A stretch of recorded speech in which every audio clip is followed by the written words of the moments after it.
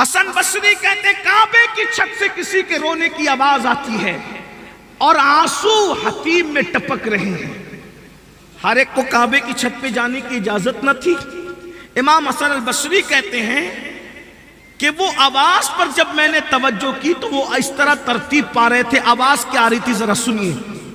وہ آواز آ رہی تھی، یا اللہ تو قیامت میں مجھ سے کیا پوچھے گا اور میں تجھے کیا جواب دوں گا؟ مولا محشر میں تو مجھے رسوا مت کرنا، مولا مجھے محشر میں رسوا مت کرنا، میں تیری عدالت میں کھڑے ہو کر تجھے کیا جواب دوں گا؟ مولا میری مغفرت ہوگی بھی کہ نہیں ہوگی؟ مولا میرے اعمال ایسے نہیں، اور کہے جا رہا ہے روئے جا رہا ہے، کہے جا رہا ہے روئے جا رہا ہے۔ امام حسن البصری کہتے ہیں ارے یہ رونے والا کتنا اللہ سے ڈرتا ہے۔ اللہ سے ڈرنے کے لیے بھی ہمیں حکم ہے کہ اتنا ڈرو کہ نا امید نہ ہو جاؤ، یعنی اللہ سے ڈرنے کے لیے بھی ہمیں حد مقرر کی گئی ہے کہ اتنا مت ڈرو کہ نا امید ہو جاؤ، یہ جائز نہیں ہے۔ ڈرو لیکن نا امید نہیں ہونا، اس لیے کہ ایمان صرف خوف کا نام نہیں ہے اور ایمان صرف امید کا نام نہیں ہے۔ الایمان بین الخوف و رجا، ایمان خوف اور امید کی درمیانی کیفیت کا نام ہے۔ اس سے ڈرو بھی اور اس سے امید بھی رکھو۔ اس کی بہترین مثال سیدنا فاروق اعظم کا جملہ ہے، فرماتے ہیں اگر قیامت میں اعلان ہوگا کہ سب جنت میں جائیں گے سوائے ایک کے، تو فاروق اعظم کہتے ہیں میں ڈروں گا کہ وہ ایک جہنمی میں تو نہیں، اور اگر یہ اعلان ہوا کہ سب جہنم میں جائیں گے سوائے ایک کے تو میں امید کروں گا کہ انشاءاللہ وہ جنتی میں ہی ہوں۔ یہ امید اور خوف کے درمیان کی کیفیت کا نام ایمان ہے۔ تو امام حسن بصری کہتے ہیں یہ اتنا کیوں رو رہا ہے؟ شاید کسی دیہاتی وائز نے اس کو زیادہ ڈرا دیا ہے اور ڈرانے کی وجہ سے یہ زیادہ ڈر گیا ہے۔ اللہ کرے اس کا رونا بند ہو، یہ زمین پر آئے تو میں اس کو سمجھاؤں، اس کو بتاؤں کہ اللہ کے بندے اتنا نہیں ڈرتے، کچھ امید بھی رکھتے ہیں۔ لیکن امام حسن بصری کہتے ہیں جب وہ رونے والا رو کر کعبے کی چھت سے نیچے اترا اور میرے سامنے آیا تو میرے پیروں کے نیچے سے زمین کھسک گئی۔ میں اس کی کیا اصلاح کر سکتا تھا؟ میں تو حیران رہ گیا، اب میں کیا کہوں؟ کیونکہ وہ رونے والا کون تھا؟ حضرت بندہ نواز اپنے ملفوظات میں فرما رہے، میں وہاں سے پڑھ رہا ہوں، الگ الگ نام آئے ہیں لیکن بندہ نواز نے جو نام لیا ہے میں وہ نام لے رہا ہوں۔ اب ذرا غور سے سننا محمود آباد اور گرد نواز سے آنے والوں توجہ کرنا۔ اللہ اکبر۔ امام حسن البصری کہتے ہیں جو قیامت کو یاد کر کے، اللہ کے عذاب کو یاد کر کے، خدا کے عذاب کو یاد کر کے، جہنم کے دیکھتے ہوئے شعلوں کو یاد کر کے آنسو بہا کر حتیم کے اندر اپنے آنسوؤں کو نچھاور کر رہا تھا، وہ کوئی اور نہیں تھا۔ وہ کون تھا؟ اسی شہزادے کو، اسی بادشاہ کو دنیا امام حسن مجتبی کے نام سے جانتی ہے۔ وہ امام حسن سے امام حسن، یاد رکھو محمود آباد والوں اور گرد نواز سے آنے والوں، حسن کون ہے؟ امام حسن کون ہے؟ سن لو، حسن وہ ہے جسے امام حسین کا مخدوم اور مرشد ہونے کا شرف حاصل ہے، اس کو دنیا حسن ابن علی کہتی ہے۔ جب امام حسن حج کے لیے جایا کرتے تھے تو ان کے پیچھے پیچھے خدمت میں جو خادم بن کے چلا کرتا تھا، دنیا اسے امام حسین کہتی ہے۔ جس کا خادم اتنا بڑا ہو اس مخدوم امام حسن کا مرتبہ کیا ہوگا؟ اندازہ فرمائیں، وہ امام حسن مجتبی رو رہے ہیں جہنم کو یاد کر کے، وہ امام حسن رو رہے ہیں میدان محشر کو یاد کر کے، وہ امام حسن رو رہے ہیں اپنی مغفرت کے لیے۔ اب امام حسن بصری کہتے ہیں شہزادے اتنا تو نہیں رونا چاہیے۔ اب ذرا غور کیجیے، آپ کے نانا شفیع المذنبین ہیں، پیر و مرشد نہیں صرف، نانا شفیع المذنبین ہے۔ آپ کے ابا تو ایسے ہیں کہ علی جب تک کسی کو چٹھی نہیں دیں گے کوئی پلسرات سے سلامتی سے گزر بھی نہیں سکتا۔ آپ کے ابا تو وہ ہیں، اور آپ کی امی تو وہ ہیں بادشاہ کہ جب میدان محشر میں سب نفسی نفسی کریں گے تو شہزادے تیری امی جب پلسرات سے گزرے گی تو اعلان ہوگا، محشر والوں اپنی گردنوں کو جھکا لو، آنکھوں کو بند کر لو، فاطمہ بنت محمد پلسرات سے گزر رہی ہے۔ نانا ایسے، ابا ایسے، امی ایسی، اور آپ اپنی مغفرت کے لیے رو رہے ہیں، آپ اپنی بخشش کے لیے رو رہے ہیں۔ اب سننا امام حسن بصری کے سوال پر امام حسن کا جواب کیا تھا۔ امام حسن کہتے ہیں، حسن بصری کیا تم نے قرآن کی آیت نہیں پڑھی جب میرے نانا پر آیت نازل ہوئی، وَأَنذِرْ عَشِيرَتَكَ الْأَقْرَبِينَ، اے میرے محبوب اپنے خاندان والوں کو ڈراؤ، اپنے رشتہ داروں کو ڈراؤ۔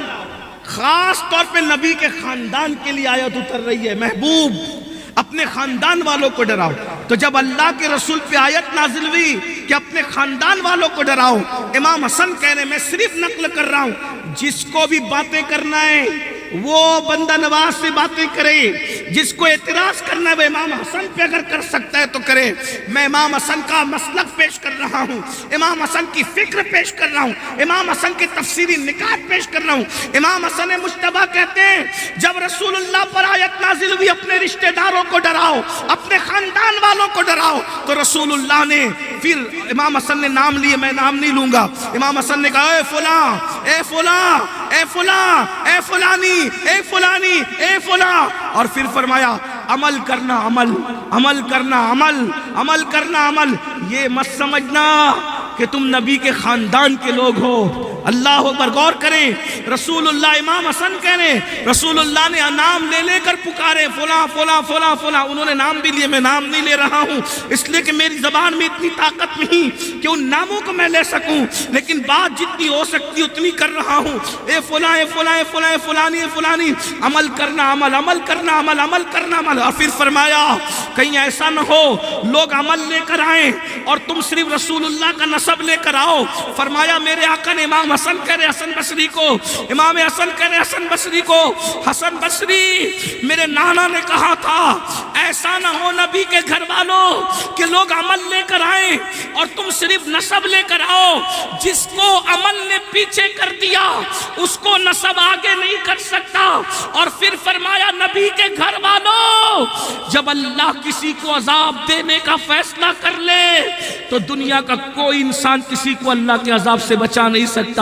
اب میں آپ سے پوچھتا ہوں میرے بھائیوں، رسول اللہ کے گھر والے میدان محشر کو یاد کر کے اس قدر رو رہے ہیں، اس قدر آنسو بہا رہے ہیں، اور ہمارے پاس عمل کے معاملے میں کیا ہے؟ یہی کہ جمعہ کی 2 رکعت پڑھ کے مسجدوں سے ایسے بھاگتے ہو جیسے اسکول کی چھٹی ہونے پر اسکول کے بچے بھاگتے ہیں۔ کدھر گیا عمل؟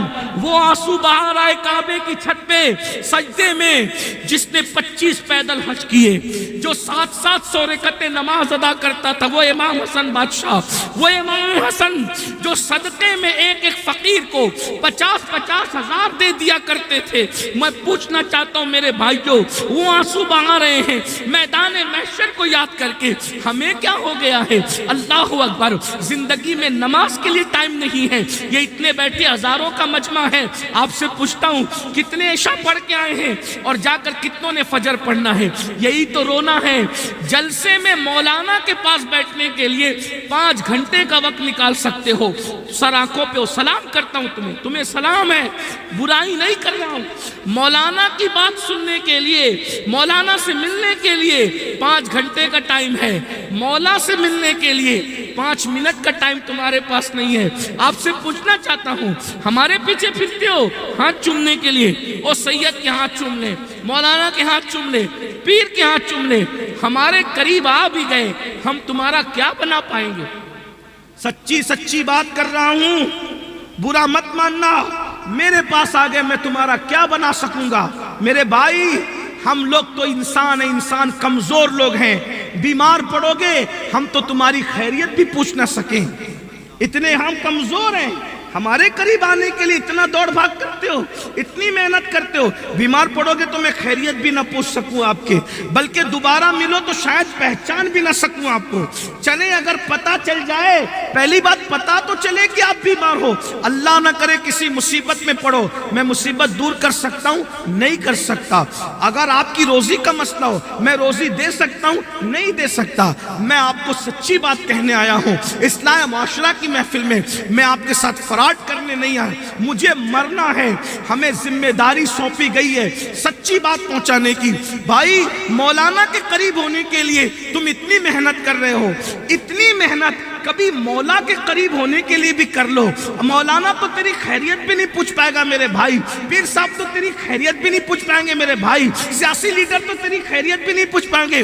وہ میرا اللہ، تو بیمار پڑے شفا وہ دے گا، روزی کی ضرورت ہے روزی وہ دے گا، رزق کی ضرورت ہے رزق وہ دے گا، تیری بدقسمتی کو خوش قسمتی میں وہ بدلے گا، تیری بیٹی کو رشتے نہیں آئیں گے گھر تک وہ پہنچائے گا، وہ تیری مرنے کی وقت تیری تکلیف کو کم وہ کرے گا، مرنے کے بعد قبر میں اسی کی رحمتیں کام آئے گی، اسی کی رحمت سے تو جنت میں جائے گا۔ لیکن سیاسی لیڈر کے قریب بھاگنے والے، مولانا کے قریب بھاگنے والے، پیر کے قریب بھاگنے والے، میرے بھائی کبھی اللہ کے قریب بھی تو آنے کی کوشش کر۔ بلکہ میں آپ کو بتاؤں، ارے سب کے قریب ہونا مشکل ہے، رب کے قریب ہونا کتنا آسان ہے۔ ایک آسان نسخہ ہے، ہمارے قریب ہونے کے لیے بڑی بڑی رشوتیں دینی پڑے گی، ہے نا؟ میں بات کہہ دوں سچی سچی، بڑے بڑے تحفے دینے، ارے بھائی یہاں تو امیر اور غریب میں بھی فرق ہو گیا۔ مسافے میں غریب آئے تو الگ انداز، امیر آئے تو الگ انداز، یہی ہے نا؟ خوبصورت آئے الگ انداز، بدصورت آئے الگ انداز، ان پڑھ آئے الگ انداز۔ ظالموں نے مسافے کو بھی غریبی اور امیری میں بانٹ دیا، شادیوں کو بھی غریبی اور امیری میں بانٹ دیا، بیماری کو بھی غریبی اور امیری میں بانٹ دیا، جنازوں کو بھی امیری اور غریبی میں بانٹ دیا۔ جس کے جنازے میں کندھا دینے والوں کی کثرت ہے سمجھ لینا کسی امیر شہر کا جنازہ ہے، اور جہاں کندھے کو جنازہ ترستا ہو سمجھنا کسی غریب کا جنازہ ہے۔ اگر امیر شہر سود خور ہے، حرام کھاتا ہے، زانی ہے، شرابی ہے، تو بھی کندھا بدلنے والوں کی قطار ہوگی، اور غریب شہر اگر مسجد کا امام ہے تو بھی اس کا جنازہ کاندھے کو ترس رہا ہوگا۔ یہ تم نے حالات بنا رکھے ہیں، لیکن بہرحال اس ظالم معاشرے میں کس سے قریب رہنا چاہتے ہو؟ کون ہے اپنا؟ اور وہ اللہ جو روزی دے، رزق دے، تقدیر بدلے، تمہارے سارے کام وہ اللہ بنائے۔ ماں کے پیٹ میں جب باپ بھی نہیں کھلا سکتا تھا، اللہ نے کھلایا کہ نہیں کھلایا؟ کیوں اللہ کے قریب نہیں آتے؟ میرے اللہ سے رشتہ کیوں نہیں جوڑتے؟ حضور صرف اللہ سے رشتہ جوڑنے آئے تھے، اور آج تم حضور کے مشن کو تم نے زمین میں دفن کر دیا۔ خدا سے جوڑنے کے علاوہ تم سب سے جوڑ رہے ہو، سیاسی لیڈروں سے جوڑا، ننگے دھڑنگوں سے جوڑا، اس سے جوڑا، اس سے۔ میں کہتا ہوں جس سے بھی جوڑنے کا حکم تھا وہ کسی نہ کسی اعتبار سے ذریعہ تھا خدا تک جوڑنے کا۔ جو خدا تک نہ جوڑے کسی لباس میں ہے اسے شیطان کہتے ہیں۔ جو خدا تک نہ لے جائے اپنے پاس رکھ لے کسی لباس، چاہے وہ خطیب کے لباس میں ہو، چاہے وہ شیخ کے لباس میں ہو، چاہے وہ ادیب کے لباس میں ہو، چاہے وہ کسی لباس، جو خدا سے روک دے وہ شیطان ہے۔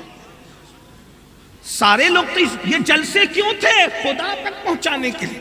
اگر جلسہ خدا سے روک دے تو یہ شیطان روک دیا نا خدا سے۔ ارے تمہیں نماز پڑھنے کی کیا ضرورت ہے؟ ہم لے جائیں گے جنت میں۔ ہاں تم خود بھی نہیں جاؤ گے جناب، تم کدھر؟ نماز کے وقت سوتے پڑے رہنے والوں تم خود بھی کہتے ہیں کہ جو اللہ تک نہیں پہنچا اس کو نماز کی ضرورت ہے، میں تو پہنچا ہوا، مجھے نماز کی کیا ضرورت ہے؟ اور ظالم تیرا یہ زہریلا جملہ کتنے لوگوں کو چھلنی کر رہا ہے. اگر خدا تک پہنچنے والے کو نماز کی ضرورت ہے اور جو پہنچ گیا اس کو ضرورت نہیں ہے، تو امام حسین کا تو آخری کام ہی سجدہ تھا. تو کیا امام حسین نہیں پہنچے تھے اللہ تک؟ بتا تو صحیح. کچھ ظالم تو ایسے پاگل پیدا ہو گئے جو سرکار عالم پناہ وارث پاک کو بھی بدنام کرتے ہیں کہ وہ نماز نہیں پڑھتے تھے. وارث پاک کہتے ہیں جو نماز نہ پڑھے وہ کچھ بھی ہو سکتا ہے، میرا مرید نہیں ہو سکتا. وارث پاک کو بدنام کیا، مدار پاک کو بدنام کیا، بزرگوں کو. ہمارے کسی بزرگ کے یہاں بے نمازی کی گنجائش نہیں ہے. ہمارے اس لیے کہ وارثی ہونے کے لیے بھی مسلمان ہونا ضروری ہے، قادری ہونے کے لیے بھی مسلمان ہونا ضروری ہے، چشتی ہونے کے لیے بھی مسلمان ہونا ضروری ہے. اور یاد رکھنا جو مسلمان ہوگا وہی قادری ہوگا. ایسا نہیں ہو سکتا کہ مسلمان نہ ہو اور قادری ہو جائے، ایسا نہیں ہو سکتا. غوث پاک فرماتے ہیں بے نمازی مر جائے اسے مسلمان کے قبرستان میں دفن مت کرو. جب غوث اعظم قبرستان میں قبول نہیں کرتے تو غوث اعظم اپنے سلسلے میں کیسے قبول کریں گے؟ بتاؤ تو صحیح، بتائیے نا ذرا.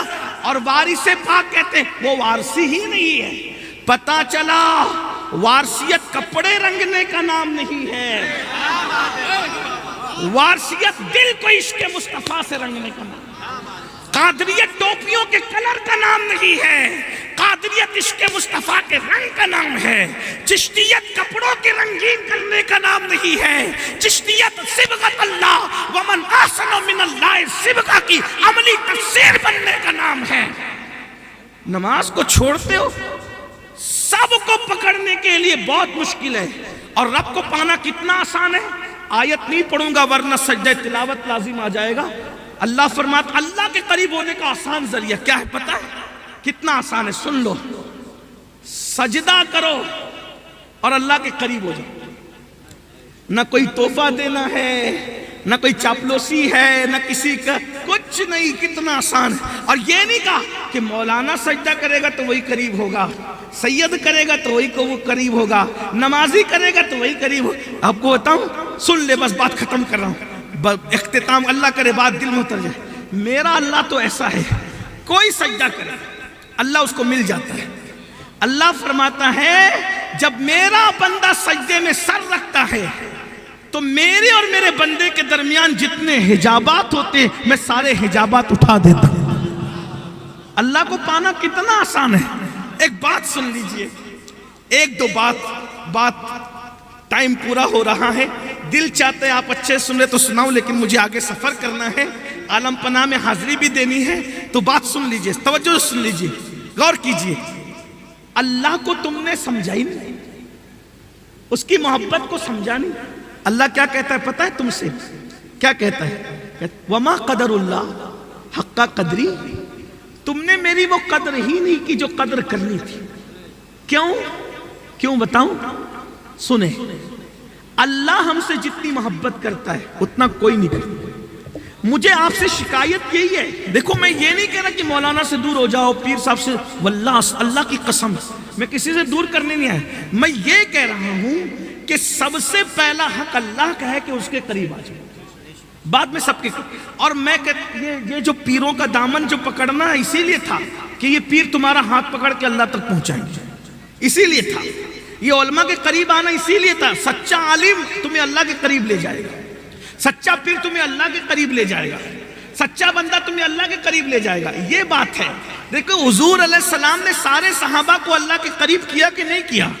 غوث اعظم نے اللہ کے قریب کیا کہ نہیں کیا؟ غریب نواز، ایک غریب نواز اللہ کے قریب ہو کر آئے تھے، 90 لاکھ کو اللہ کے قریب کر دیا. بھائی یہ کیا ہے نا؟ نہیں ہے. ایک وارث دیوا، یہ وارث دیوا کو سمجھتے کیا ہو؟ یہ وارث دیوا کو تو لوگوں نے پتہ نہیں کیسے پیش کیا. ہندوستان کا 14ویں صدی میں اگر سب سے بڑا پوری دنیا کا کوئی مبلغ اسلام ہے، پوری دنیا کا، ہندوستان میں ہندوستانی مبلغین میں جس نے 14ویں صدی میں پوری دنیا میں پہنچ کر اللہ کے دین کا پیغام پہنچایا ہے، اس تنہا عالمی مبلغ اسلام 14ویں صدی کو دنیا وارث دیوا کے نام سے. آپ کیا سمجھ رہے ہیں؟ صرف اسی میں اٹکے ہوئے ہیں، اغیار و محرومات سے بھی آگے نکل گئے، الجھے ہوئے صبح کی پہلے بارش سے دیو ایسے بیٹھتے تھے اور یہ کہا میرے بھائی وہ تقریباً میری اپنی ناقص معلومات کے مطابق روم، ایران، یمن اور چین جیسے علاقوں میں اسلام کی تبلیغ 14ویں صدی میں لے جانے والے مبلغ اعظم کو وارث دیوا کہتے، پتہ ہی نہیں آپ کی کتابیں کیوں نہیں ملتی پتہ ہے۔ اور وارث دیوا کی کرامت یہ بھی تھی، مولا علی کے اس بیٹے کی، سیدہ فاطمہ کے اس بیٹے کی کرامت یہ بھی تھی کہ جس ملک میں پہنچتے تھے زبان سیکھنا نہیں پڑتی تھی، جدھر قدم رکھا وہی زبان آپ کے زبان پہ جاری ہونے لگی۔ اندازہ فرمائے یہ وارث پاک کتابیں لکھتے، لوگوں کو اللہ کے قریب کرتے اور نکل کر آ جاتے۔ کیسے کیسے لوگ ہمارے درمیان چھپ گئے، پتہ نہیں ہم نے کیسے چھپا دیا۔ انا للہ و انا الیہ راجعون، ستاروں کے آگے جہاں اور بھی ہے، ابھی اس کے امتحان اور بھی ہے۔ میرے پاس وقت ہوتا تو میں وارث پاک کی عالمانہ اور وہ داعیانہ خدمات آپ کے سامنے رکھتا کہ آپ نے کیسے کیسے کتابیں تصنیف کی اور آپ نے کس طریقے سے دنیا بھر میں اسلام کا پیغام پہنچایا۔ میرے بھائیوں بہرحال وہ وقت نہیں ہے، عرض کیا کر رہا تھا میں، توجہ فرمائیں۔ اللہ کے قریب ہونا ضرور، اللہ اللہ ہے، اللہ کا مقابلہ کسی سے نہیں، یاد رکھنا، شرک کی گندگی سے نکلو، اللہ اللہ ہے۔ ایک بات بتاؤں، اللہ ہماری شہرت سے زیادہ قریب ہے۔ دو تین باتیں جو کہنی تھی پہلے اس کو سن لیں۔ اللہ جتنا ہم سے محبت کرتا ہے اتنا ابا بھی نہیں کرتا، اماں بھی نہیں کرتی، کوئی نہیں کرتا، اور دوسروں کی تو بات ہی نہیں بھائی، ہے نا؟ اب دوسروں کا ذکر ہی نہیں کرنا چاہتا، جہاں امیری اور غریبی میں مسافر تقسیم ہو ان کا ذکر ہی نہیں ہے، دنیا دار تاجروں کا ذکر کیا کرے، سیاسی لیڈروں کا ذکر کیا کرے، اللہ کتنی محبت کرتا ہے۔ سنو، صوفیہ کہتے ہیں ایک دن جبریل علیہ السلام نے پوچھا، کڑوی لگ رہی ہے نا تھوڑی سی، برداشت کر لو، بعد میں کوئی میٹھی سنا دے گا۔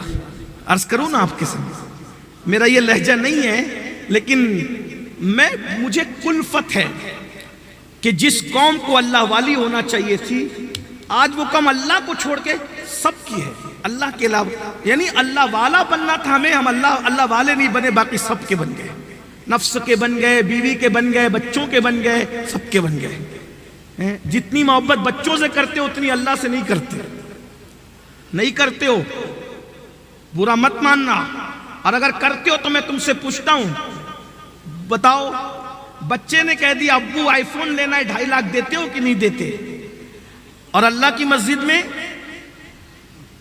بیٹے کو 2.5 لاکھ دیا، دل پہ بوجھ نہیں ہوا، اور اللہ کی مسجد میں چندے میں 10 کی نوٹ بھی دیتے ہو تو دیکھ کے دیتے ہو جو کہیں نہیں چلے گی، انہیں یہاں چلائیں، ہنسنے کی بات نہیں۔ ہاں ماشاءاللہ، اچھا، بہت اچھا، 2 کروڑ کی مولانا مسجد بنا رہے، بہت اچھی بات ہے، اللہ تعالیٰ آسان کرے۔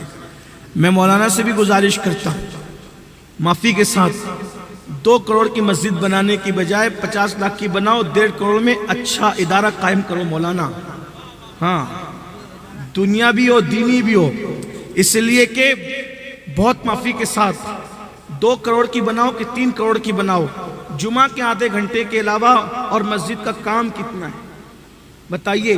جتنے بھی آتے ہیں صرف جمعہ کے دن آتے ہو، بھی اس 80% 2 رکعت پڑھے، بڑی بناؤ مسجد، میں منع نہیں کر، مسجدیں بناؤ، الحمدللہ ہم بھی بناتے ہیں، آپ بھی بناؤ، لیکن مسجدوں کو جتنا بنانا ہے، جتنی ضرورت اتنا بناؤ۔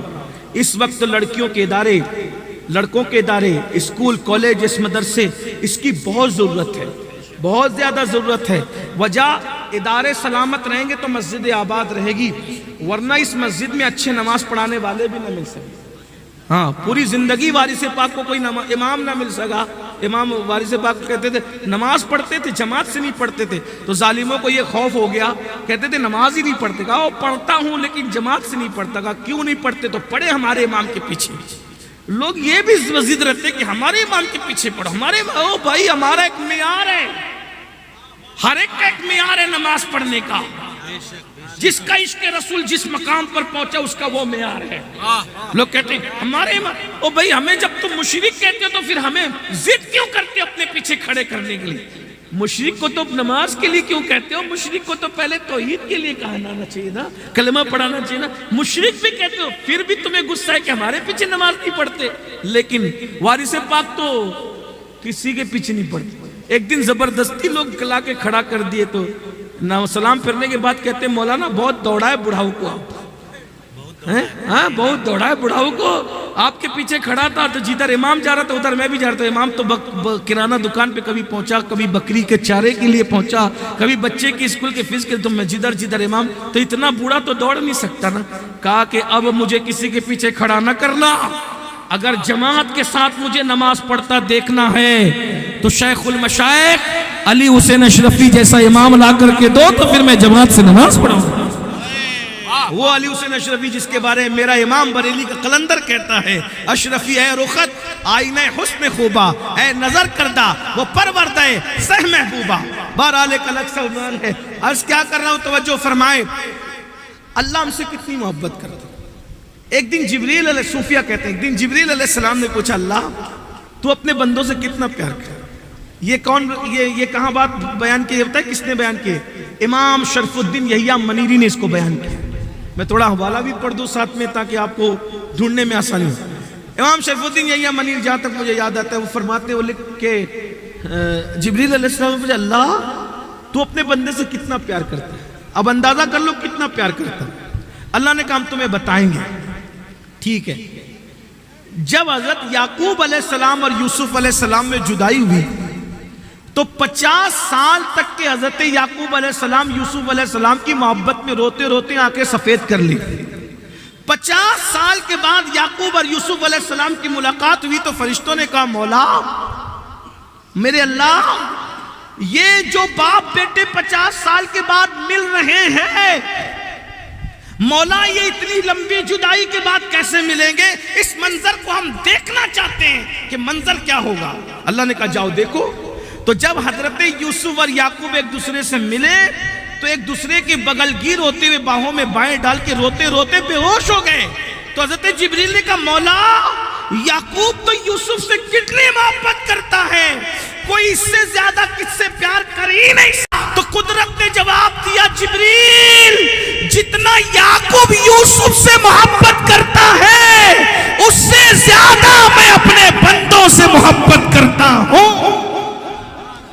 ایسا اللہ جو تم سے اتنا پیار کرے، تم اس اللہ سے اپنے بچوں سے بھی زیادہ پیار نہیں کرتے؟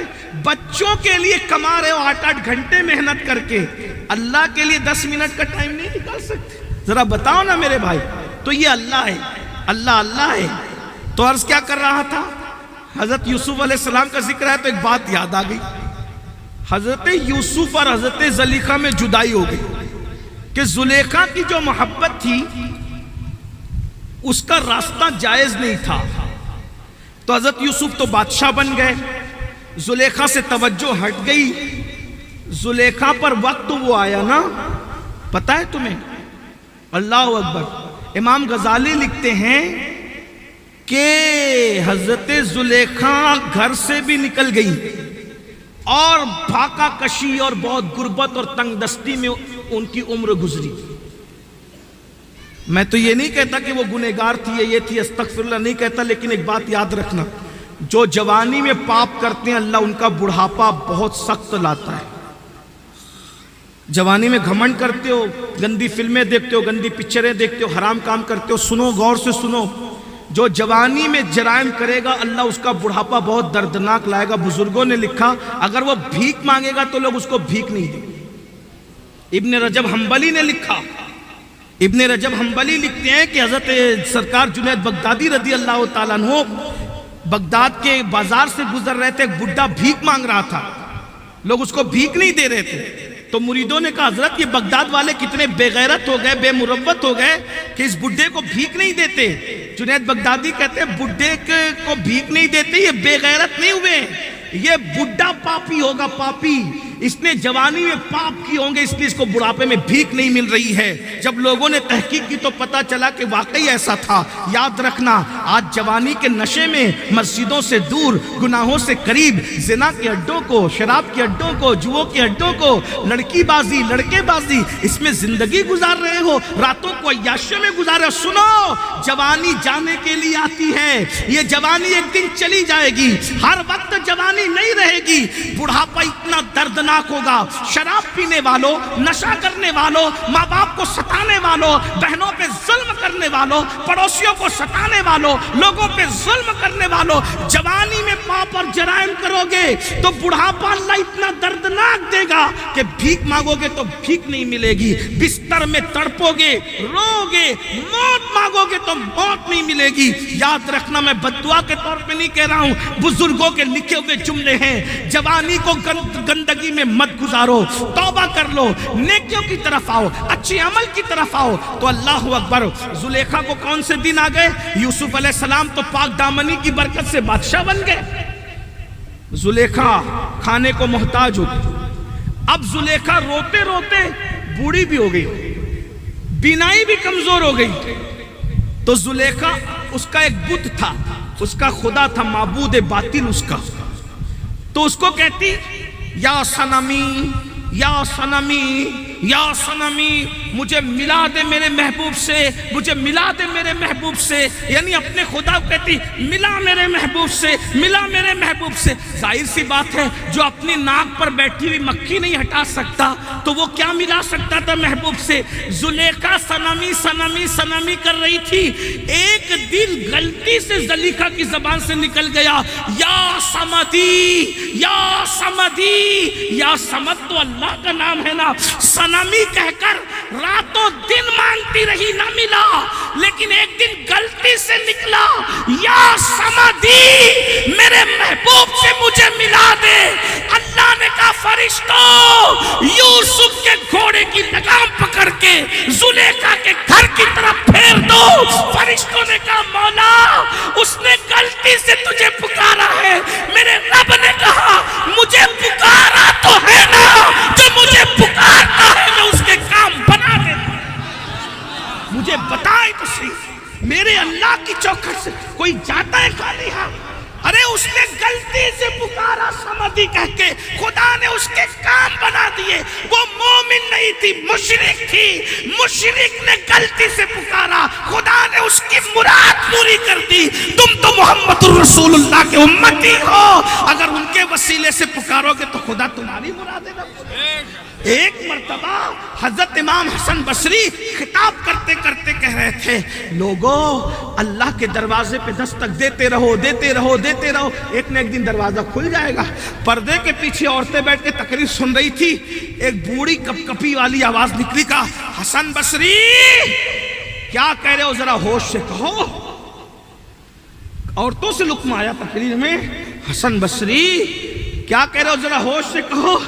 تم کہتے ہو کہ اللہ کے دروازے پہ دستک دیتے رہو، کبھی نہ کبھی کھل جائے گا۔ میرا سوال ہے حسن، یہ تو جواب دو کہ اس نے دروازہ ہی بند کب کیا ہے؟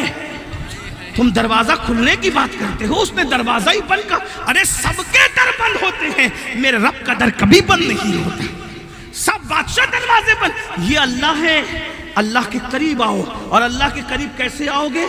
عمل کی برکت سے، بغیر عمل کے۔ قرآن کہتا ہے یا ایھا الذین آمنوا اتقوا اللہ وابتغوا الیہ الوسیلہ، اے ایمان والو اللہ سے ڈرو اور اس کی بارگاہ میں وسیلہ تلاش کرو، یعنی نیک عمل بھی کرو اور اللہ کے مقبول بندوں کو بھی وسیلہ بناؤ۔ میرے بھائیوں، ہمارے پاس مقبول بندے تو وسیلے کے طور پہ ہیں، عمل کی طرف بھی تو آ جاؤ۔ آئیے نا، نماز سب سے بڑا وسیلہ ہے اللہ تک پہنچنے کا، نماز سب سے بڑا وسیلہ ہے خدا کے قرب کا، صدقہ وسیلہ ہے، استغفار وسیلہ ہے، درود شریف وسیلہ ہے۔ اللہ فرماتا ہے الذی خلق الموت والحیات لیبلوکم अय्युकुम अहसनु अमला, हमने जिंदगी और मौत को इसलिए बनाया, इसलिए पैदा किया ताकि हम तुम्हें आजमाएं कौन थोड़ी सी जिंदगी को पाकर अच्छा अमल करता है। मेरे भाइयों, अच्छा अमल कीजिए। अल्लाह ताला से दुआ है अल्लाह हम सबको अच्छा अमल करने की तौफीक अता फरमाए। अच्छे अमल में सब आता है, किसी को देख के मुस्कुरा दो, ये भी अच्छा अमल है। रास्ते से तकलीफ देने वाली चीज को हटा दो, ये भी अच्छा अमल है। कुत्ते को पानी पिला दो, ये भी अच्छा अमल है। चिड़िया को पानी पिला दो, ये भी अच्छा अमल है। हजरत इमाम शरफुद्दीन यहिया मनीरी लिखते हैं अपनी किताब मकतूबात 2 सदी में कि राबिया बसरी को जितने मर्तबे मिले, तवज्जो कर, राबिया बसरी को जितने मर्तबे मिले, क्यों मिले पता है? उन्होंने एक दम तोड़ते कुत्ते को पानी पिला दिया था, इसलिए सिर्फ कुत्ते को पानी पिलाने की वजह से अल्लाह ने उसको राबिया बसरी बना दिया। अगर कुत्ते को पानी पिला दे राबिया तो वो कलंदर बन जाती है। अगर तुम अपने माँ बाप की खिदमत करो, सोचो, अपनी बहनों के साथ अच्छा सलूक करो, अपने उलमा के साथ अच्छा सलूक करो, अपने पड़ोसियों के साथ अच्छा। जब लोग सुनते हैं ना कि कुत्ते को पानी पिलाने पर ये मिला और ये मिला और ये मिला, तो लोग क्या करते हैं? कुत्ते को रोटियां देने लगते हैं। अरे जालिम, माँ दवा के लिए तरस रही है, तू कुत्ते को रोटी खिला रहा है? अरे कुत्ते को पानी पिलाने की फजीलत इसलिए बताई गई थी ताकि तुझे पता चले कि जब कुत्ते को पानी पिलाने पे ये मिलता है तो माँ बाप की खिदमत में क्या मिलेगा, आलिम की खिदमत में क्या मिलेगा, पीरों की खिदमत में क्या मिलेगा, बुजुर्गों की खिदमत में क्या मिलेगा। मगर अफसोस की बात यह है कि हम बात समझने के लिए तैयार नहीं है। तो मेरे भाइयों, आओ नेकी की तरफ आओ, नेकी की तरफ कदम बढ़ाओ। क्या मैं उम्मीद कर सकता हूँ कि घंटों ये जलसे में बैठने वाले मेरे भाई आज से नमाज पढ़ने का अहद करते हैं? कितने लोग हैं? अल्लाह का कुर्ब चाहने वाले कितने लोग हैं जो आज से इंशाल्लाह पाबंदी से नमाज पढ़ें? सुभान अल्लाह। अल्लाह ताला हम सबको तौफीक बख्शे। गुफ्तगू के दरमियान कोई भी गलती मुझसे हो गई हो, अल्लाह ताला माफ़ करे। अस्तगफिरुल्लाह रब्बी मिन कुल्लि ज़म्बिन व अतूबु इलैहि। सुब्हानक ला इल्म लना इल्ला मा अल्लमतना इन्नका अंतल अलीमुल हकीम। मदरसे की दस्तार भी है, अल्लाह मदरसे को दिन 11वीं रात 12वीं तरक्की दे।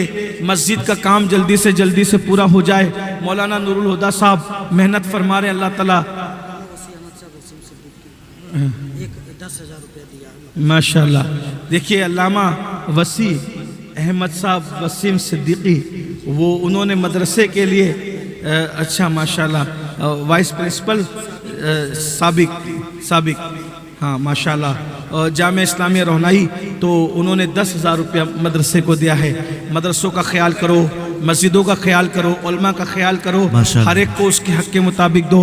अस्सलामु अलैकुम वरहमतुल्लाहि वबरकातुहू। क़िरात में फारिग होने वाले मोहतरम क़ारी ज़ियाउर रहमान साहब इब्न मोहम्मद शफ़ीक सीतापुर, क़ारी मोहम्मद फैज़ान इब्न मोहम्मद ज़हीर खान सीतापुर, क़ारी शाह फ़ैद। उस गली का गदा हूँ मैं जिसमें, उस गली का गदा हूँ मैं जिसमें मांगते ताजदार फिरते हैं।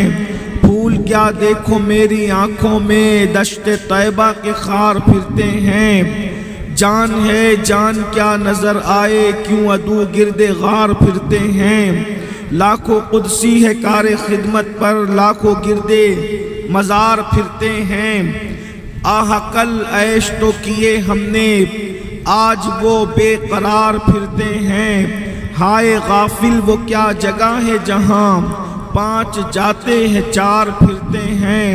कोई क्यों पूछे तेरी बात रज़ा, तुझसे कितने हज़ार फिरते हैं। आज की ये महफिल सैयदुल आलमीन क़ाइदुल मुरसलीन ताहा व यासीन हुज़ूर अहमद मुजतबा मुहम्मदुर रसूलुल्लाह सल्लल्लाहु अलैहि व आलिहि व सहबिही व बारक व सल्लमा, और उनके प्यारे और चहीते बेटे सरकार आलम पनाह वारिस पाक की बारगाह में खिराज अक़ीदत पेश करने के लिए इस्लाह आमाल व अक़ायद के हवाले से इनेक़ाद पजीर है। जैसा कि आपने हज़रत मौलाना ग़ुलाम वारिस साहब से सुना कि ये तारीख़ सरकार आलम पना की चौखट के लिए दी गई थी। वहाँ के ख़तीब व इमाम हज़रत मौलाना ग़यासुद्दीन साहब मरहूम व मग़फ़ूर, उनकी खिदमात के एतराफ़ में ये महफ़िल होनी थी, लेकिन अल्लाह की मर्ज़ी के इससे पहले कि हम उनकी खिदमत का एतराफ़ करते, اللہ رب العزت کی رحمتوں کو وہ پہنچے، اللہ تعالیٰ ان کی بے حساب مغفرت فرمائے، انہیں کروٹ کروٹ جنت کی بہاریں عطا فرمائے، ان کے درجات بلند فرمائے، ان کے اہل خانہ کو صبر جمیل اور اجر جزیل عطا فرمائے۔ وقت ماشاءاللہ کافی ہو چکا ہے اور آپ حضرات بہت سارے خطبہ کو سن چکے ہیں اور میرے بعد بھی آپ لوگوں کو کچھ لوگوں کو سننا ہے، اس لیے اب کوئی لمبی چوڑی گفتگو کرنے کے بجائے مختصر میں اپنی گفتگو کو سمیٹنے کی سعادت حاصل کروں گا۔ جس آیہ کریمہ کی میں نے تلاوت کی ہے اس میں اللہ تبارک و تعالی نے انسان کی زندگی کے مقصد کو بیان کیا ہے۔ اللہ تبارک و تعالی نے انسان کو پیدا کیا، جب پیدا کیا تو پھر موت کیوں دی؟ ایک سوال پیدا ہوتا ہے کہ اگر آپ نے عمارت بنائی تو آپ توڑتے کیوں ہیں؟ اگر آپ نے کوئی کام کیا تو آپ اس کو ختم کیوں کریں گے؟ عمارت توڑنے کے لیے تو نہیں بنائی جاتی، کام ختم کرنے کے لیے تو نہیں شروع کیا جاتا۔ لیکن اللہ تبارک و تعالیٰ نے زندگی بھی پیدا کی اور موت بھی پیدا کی، اور اللہ تبارک و تعالیٰ نے موت سے پہلے زندگی کا اللہ نے زندگی سے پہلے موت کا تذکرہ کیا اور ارشاد فرمایا الذی خلق الموت والحیات لیبلوکم ایکم احسن عملا، کہ ہم نے موت اور زندگی کو پیدا کر کے انسان کا امتحان لیا ہے، انسان کو آزمایا ہے، انسان کو جانچنے کے لیے ہم نے موت اور زندگی پیدا کیا۔ کیوں؟ تاکہ ہم آزمائیں، جانچیں کہ تم میں کون تھوڑی سی زندگی کو پا کر اچھا عمل کرتا ہے۔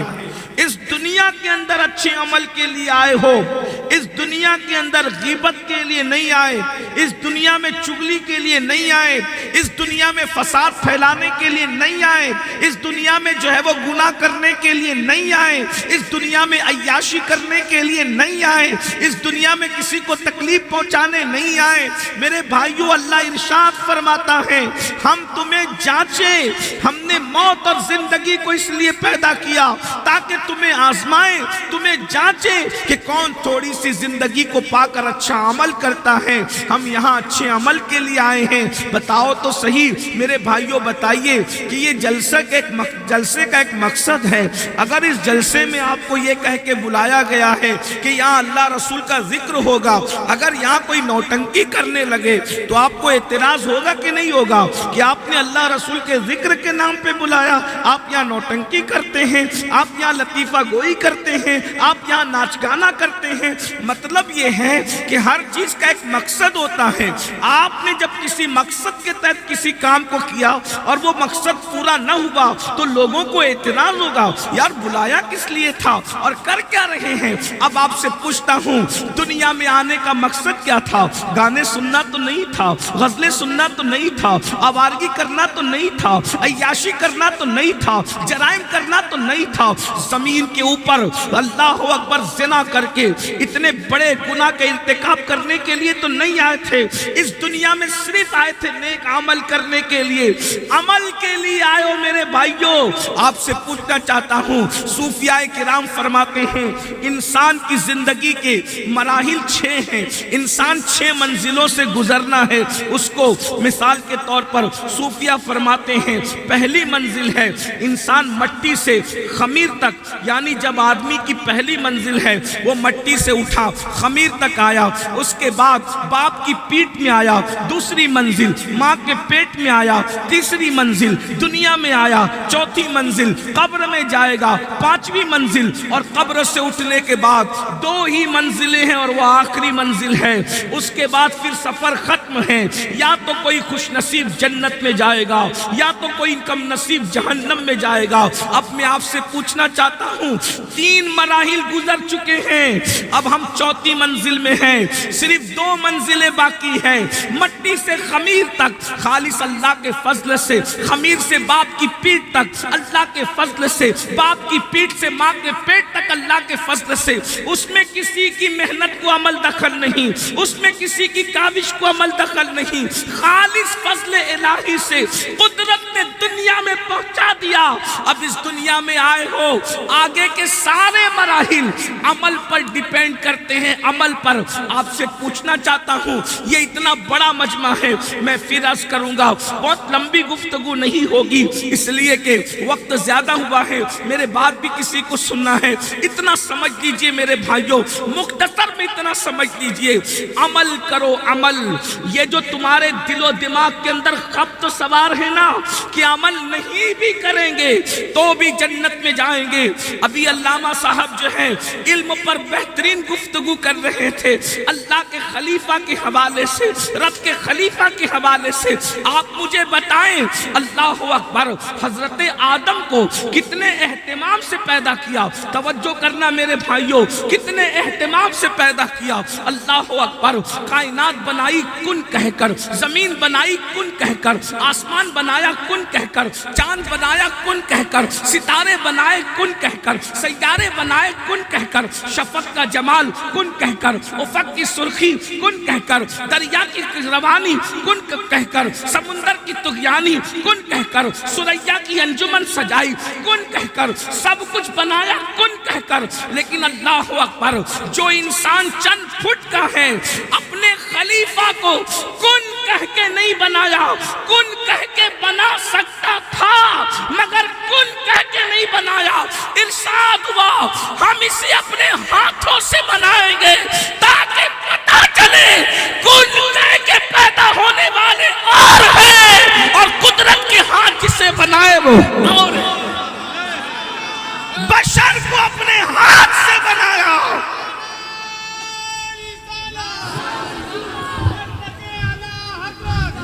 بشر کو اپنے ہاتھ سے بنایا، بشر کو اپنے ہاتھ سے بنایا۔ اللہ اکبر، اس سے پتہ چلا کہ شان بشریت کیا ہے۔ لوگ بشر بشر کہہ کر آخر کیوں گمراہی کا شکار ہیں؟ لوگوں نے محبوبان خدا کو لباس بشریت میں دیکھ کر گمراہی کا شکار ہو گئے، لیکن اہل سنت نے جب خدا کے محبوبوں کو لباس بشریت میں دیکھا تو پتہ چلا کہ بشریت کا لباس کتنا قیمتی ہے۔ اسی لیے عالم پنا وارث دیوا کی نگاہ کا تربیت یافتہ دو مصرے میں اہل سنت کا عقیدہ یوں بیان کرتا ہے جسے دنیا بے دم شاوارسی کہتی ہے۔ اب آدمی کچھ اور ہماری نظر میں ہے، اب آدمی کچھ اور ہماری نظر میں ہے۔ جب سے سنا ہے یار لباس بشر ہے، جب سے سنا ہے یار، جب سے سنا ہے یار لباس بشر میں ہے، یہ ایک الگ عنوان ہے۔ آپ مجھے بتائیں، جس کے سر پر کرامت کا تاج رکھا، جس کے سر پر خلافت کا تاج رکھا، جس کو مسجود ملائکہ بنایا، لیکن اللہ اکبر، پہلے دن بتا دیا مسلمانوں، ایک لغزش پیغمبرانہ ہوئی۔ میں تو خطا بھی نہیں کہہ رہا ہوں، میں تو گناہ بھی نہیں کہہ رہا ہوں، لیکن سمجھنے والے سمجھ لیں، سننے والے سن لیں۔ حضرت آدم سے ایک لغزش پیغمبرانہ ہوئی اور حضرت آدم کے کپڑے بھی واپس لے لیے۔ توجہ تو فرمائے، بہت غور کرنے کی بات ہے۔ شراب پی کر جنتی بننے کا خواب دیکھنے والوں، جوا کے اڈوں کو آباد کر کے جنتی بننے کا خواب دیکھنے والوں، ماں باپ کا دل دکھا دکھا کر کے جنتی بننے کا خواب دیکھنے والوں، تمہیں احساس نہیں ہے کیا کر رہے ہو؟ زندگی کس طریقے سے گزار رہے ہو؟ کس بلا کی میں سے سرشار ہو گئے ہو؟ میرے امام کہتے ہیں کس بلا کی میں سے ہے سرشار ہم، دن ڈھلا ہوتے نہیں ہوشیار ہم، اپنی ستاری کا یا رب واسطہ ہو نہ رسوا برسرے بازار ہم، پاٹ وہ کچھ دھاریے کچھ زار ہم، یا الہی کیوں کر اترے پار ہم۔ اللہ اکبر، سننا چاہتے ہیں سب لوگ بہت اچھے سے سن رہے ہیں، تھوڑی دیر غور سے سن لیں۔ ایک لغزش پیغمبرانہ ہوئی تو حضرت آدم سے کپڑے بھی واپس لے لیے اور بغیر کپڑے کے حضرت آدم کو جنت سے باہر کر دیا۔ جس بیوی سے محبت کے ساتھ جنت میں زندگی گزار رہے تھے، اس بیوی کے اور ان کے درمیان بھی جدائی پیدا کر دی۔ تھوڑا غور کرنا، ابن عباس سے لے کر صاحب نعیمی تک، بلکہ اور بڑھا لے تو ضیاء القرآن تک، بتائیں کیا ہر مفسر نے یہ بات نہیں کہی کہ ایک لغزش پیغمبرانہ ہوئی تو اتنا معزز انسان جس کے آگے سارے فرشتوں کو جھکا دیا، جس کے آگے سارے فرشتوں کے سر خم کروا دیے، جس کے سر پہ تاج خلافت رکھا، جس کے بارے میں بات کرنے والوں کو کہا انی عالم و مالا تعلمون، جو میں جانتا ہوں وہ تم نہیں جانتے۔ آپ مجھے بتائیں تو صحیح، ایک لغزش پیغمبرانہ پر حضرت آدم کو جنت سے باہر کر کے زمین پہ اتارا، کپڑے واپس لیے، بیوی کے ان کے درمیان جدائی پیدا کر دی۔ اب تم سے پوچھتا ہوں، کیا تم آدم سے زیادہ محبوب ہو اللہ کے؟ کیا تمہارے اندر سرخاب کے پر لگے ہوئے ہو؟ کیا مقام ہے؟ ارے تم آدمی ہو، وہ آدم تھے۔ آدم اور آدمی کا فرق کتنا ہے؟ جس طریقے سے سمندر اور قطرہ برابر نہیں ہو سکتے، ویسے آدم اور آدمی برابر نہیں ہو سکتے۔ لیکن آدم سے توجہ کریں، غور کریں، ذرا دھیان دیں، محمود نگر والوں ذرا توجہ فرمائیں، اللہ اکبر، کہ آدم سے لغزش پیغمبرانہ ہوتی ہے تو ان کو جنت سے باہر کر دیا جاتا ہے کپڑے واپس لے کر، اور آدمی کروڑوں جرائم کر کے سوچ رہا ہے کہ میں بے حساب جنت میں چلا جاؤں۔ آپ سے پوچھتا ہوں، آپ مجھے بتائیں کس دنیا میں رہ رہے ہو؟ اپنے آپ کو دھوکہ دے رہے ہو؟ اللہ نے عمل کے لیے بھیجا ہے، آگے کی ساری زندگی ڈیپینڈ کرتی ہے عمل پر۔ ایمان کے بعد عمل عمل عمل عمل۔ آئیے، میں بات مجھے یاد آئی، آج کل آپ کے دماغ کے اندر پتہ نہیں کیا خبط بھر دیا گیا، کہتے مولانا ہم سنی ہے تو ہم جنت میں جائیں گے۔ میں نے کہا بالکل سنی جنت میں جائے گا، لیکن کوئی وہ سنی تو بنے جو سنی رسول اللہ بنانے آئے تھے۔ ہم مسلمان ہیں، ہم جنت میں جائیں گے، میں نے کہا وہ مسلمان تو بنو جو مسلمان بنانے رسول اللہ تشریف لائے تھے۔ کیا وہ اسلام اور وہ مسلمانیت ہمارے پاس ہیں جو اللہ کے رسول دینے کے لیے آئے تھے؟ حضور جیسا مسلمان بنانے آئے تھے، اس مسلمان کے دل میں کوئی حسد تو نہیں تھا، اس مسلمان کے دل میں کوئی بغض تو نہیں تھا، وہ مسلمان بے نمازی تو نہیں تھا، وہ مسلمان جواری تو نہیں تھا، وہ مسلمان شرابی تو نہیں تھا، وہ مسلمان سود خور تو نہیں تھا۔ حضور جو مسلمان بنانے آئے تھے، ان مسلمانوں کی شان یہ تھی، اقبال جیسے مفکر کو کہنا پڑا کہ دیوان گانے عشق محمد کو دیکھ کر گھبرا گئی ہیں گردش دورہ کبھی کبھی، اور گردن میں ہاتھ ڈالے ہیں ماہ و نجوم نے، گزرا ہے ان حدوں سے مسلمان کبھی کبھی۔ ان مسلمان کی شان کیا ہے؟ اللہ اکبر۔ تو یاد رکھیے عمل کی ضرورت ہے، عمل۔ آج ہم عمل نہیں کر رہے، کوتاہی عمل کے معاملے میں۔ آپ کہیں گے بغیر عمل کے کیا جنت نہیں مل سکتی؟ میں نے کہا آئیے ذرا رسول اللہ کے گھر والوں کی بات کر لیں۔ ایک بہت بڑا نام ہے حضرت خواجہ بندہ نواز گیسو دراز، بہت بڑے بزرگ ہیں سلسلہ چشتیہ کے۔ ان کے ملفوظات میں انہوں نے ایک واقعہ بیان فرمایا۔ دیکھیے رسول اللہ کے گھر کی بات جب ان کے گھر والے کرتے ہیں تو اس کا لطف کچھ الگ ہی ہے۔ حضرت خواجہ بندہ نواز گیسو دراز فرماتے ہیں کہ حضرت امام حسن البصری حج کے لیے تشریف لے گئے۔ بہت دھیان سے سننے کی بات ہے، کوئی نعرے کی ضرورت نہیں، کوئی داد و فریاد کی ضرورت نہیں، نذرانہ یہاں بھی لا کے دینے کی ضرورت نہیں، وہی بیٹھے بیٹھے رکھیے، نذرانہ ہم وصول کر لیں گے۔